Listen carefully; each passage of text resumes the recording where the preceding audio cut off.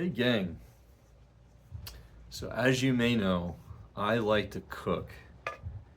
And most of my cooking is for me and somebody else, like my dad. But my dad died a while ago now. So my pans are all large. They're, made for 2 or 3 people. And that's how I cook because I like to cook for others. And I have a need for a smaller pan. So I was at Marshall's recently. I came across this Viking pan.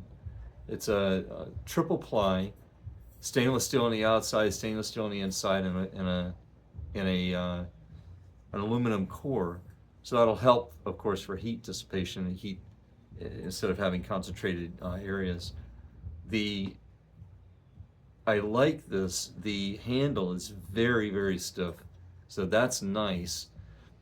The cost at Marshall's was $20.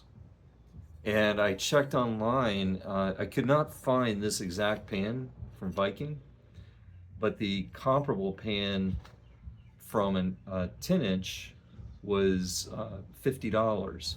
So this is $20. I was like, you know what? It's my new pan. I do not like non-stick. So this is a stainless steel. Heat it up properly, season it properly with butter while you're cooking, or olive oil, or whatever you might have. That's the non-stick you need. No Teflon or whatever the modern day equivalent of Teflon is, ceramic or all that kind of stuff that's going to scratch off. This is stainless steel. I can use stainless steel spatulas.